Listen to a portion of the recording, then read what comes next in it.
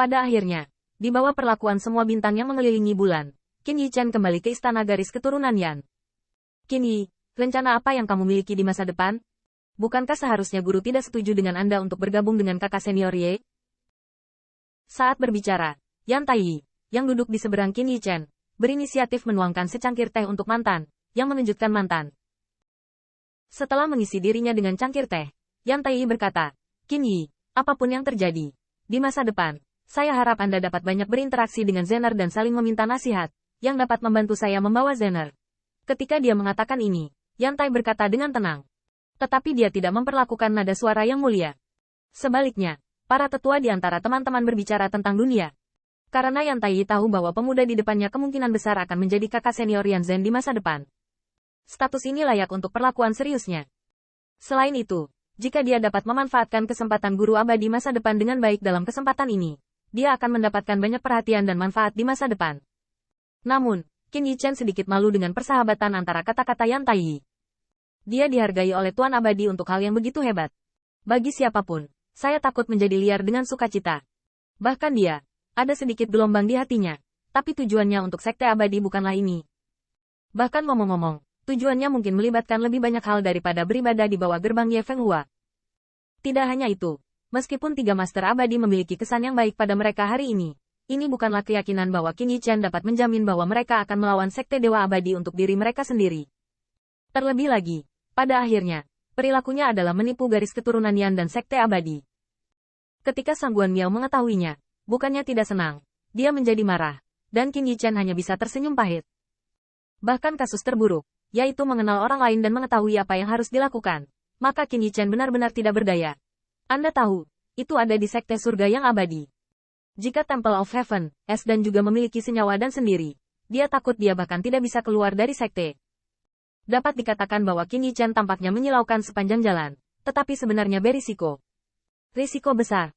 Tapi untuk Sekte Abadi Yuan Surgawi, untuk dunia peperangan utara, untuk ras manusia, dan teman serta keluarganya, dia harus melakukannya. Pada saat ini, saya mendengar tawa yang indah di luar aula. TSK, teh yang begitu enak. Yan brother, bisakah saya minum secangkir?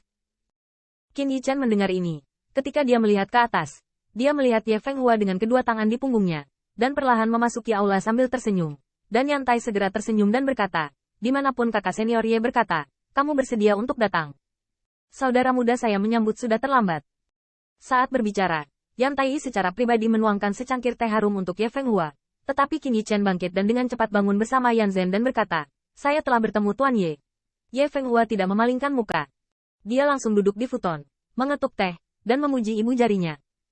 Kemudian dia melihat ke arah Qin Yichen dan tersenyum dan melambai. Qin Yi, kamu adalah Yan Junior Brother. Jika Anda berkelahi, jangan menggigit orang dewasa. Aku tidak begitu peduli dengan sopan santun.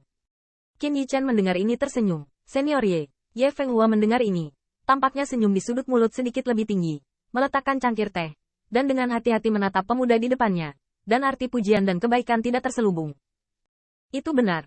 Aku mengatakan bahwa penglihatanku tidak salah. Nak, sungguh menakjubkan. Ngomong-ngomong, Ye Feng Hua hanya berkata, Qin Yi, tidakkah kamu harus melupakan apa yang aku katakan? Terus terang, 3 peringkat teratas Anda berturut-turut. Apakah itu bakat atau kinerja bawaan? Membuat saya cukup menghargai. Jadi Anda tidak tertarik. Tetap di Sekte Abadi di masa depan. Ikuti saya berkultivasi. Begitu komentar ini keluar, Qin Yichen masih ragu untuk menjawab. Tetapi Wang Xi, yang berada di sampingnya, sangat iri. Yan Tai di dekatnya juga mengatakan saat ini, Qin Yi, kakak senior Ye dan saya tahu bahwa Anda memiliki seorang guru dan dapat mengajari Anda pilihan surga seperti itu. Saya ingin menjadikan guru itu disebut Master Alchemy Dao. Namun, dengan kakak senior Ye, ada kultivasi saya yang kuat, dan pencapaian Anda di masa depan akan semakin mempesona. Ye Feng Hua juga berkata, ya, saya pikir Anda dapat mencapainya hari ini. Sehingga guru tidak menyia-nyiakan banyak usaha. Anda juga harus menjadi anak dari guru terhormat. Namun, hal ini tentang masa depan dan guru akan mengerti. Yan Tai berada di sela-sela. Ya, pertempuran sudah berakhir. Tuanmu pasti bangga padamu sekarang. Ini juga saatnya meminta guru untuk datang ke kasus saya, memberi saya deskripsi yang bagus, dan mengatakan bahwa saya adalah garis keturunan Yan. Itu juga berutang budi kepada guru. Ye Feng Hua berkata, jika Anda tidak keberatan, saya dapat berbicara dengan guru Anda. Dan bahkan jika guru tertarik dengan kasus saya, semua rekan saya adalah Alchemy Dao. dan kasus saya akan diperlakukan dengan sopan. Qin Yichan mendengar ini, tetapi sudut mulutnya berkedut. Master Yexian ini cerdas. Tidak hanya berniat untuk menerima dirinya sebagai magang, tetapi juga ingin menarik pembangkit tenaga alchemy Dao lain yang sebanding dengan Penatua. Tetapi Qin Yichan juga tahu bahwa Ye Fenghua ini juga baik. Tidak peduli apapun. Jika Anda berubah menjadi orang biasa, saya khawatir Anda akan setuju dengan kegembiraan. Dan langkah ini dapat digambarkan sebagai kegembiraan. Tapi dia berbeda. Meski hatinya melonjak, dia juga memikirkan kata-katanya, dan segera berpura-pura terlihat tersanjung. Setelah beberapa saat terkejut, dia tampak dengan tenang berkata, Senior Ye sedang jatuh cinta. Junior sangat tersanjung. Namun, itu adalah hal besar bagi Yi untuk mengubah arah. Junior hari ini, mereka akan berkomunikasi dengan Master. Dan, akhir-akhir ini, Senior Ye dan sektemu sedang sibuk. Saya ingin menunggu hasil diumumkan sebelum guru mengunjungi senior. Bagaimana tentang itu? Dengan retorika seperti itu, sama sekali tidak membuat Ye Fenghua dan yang lainnya curiga sedikit pun. Karena Qin Yichan benar. Meskipun Kuidou saat ini sudah berakhir, peringkat hasil penyelesaian dan hadiah setelahnya adalah segalanya.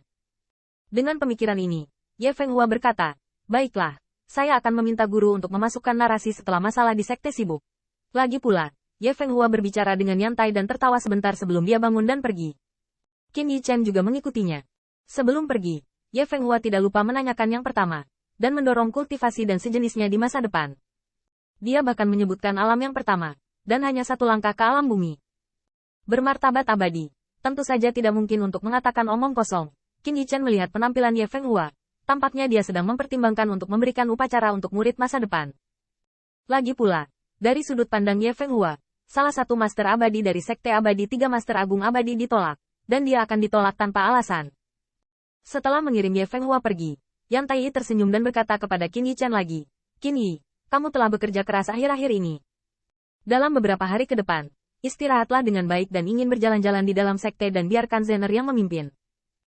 Qin Yichan menundukkan kepalanya. Dan kemudian Yan Taiyi menyebutkan distribusi ramuan obat Lingdao kali ini, mengatakan bahwa dia akan membawa Yan Zhen untuk melihat panen terlebih dahulu, dan menjamin bahwa akan ada salinan dari yang pertama. Lagi pula, yang pertama itu juga untuk garis keturunan Yannya yang memimpin.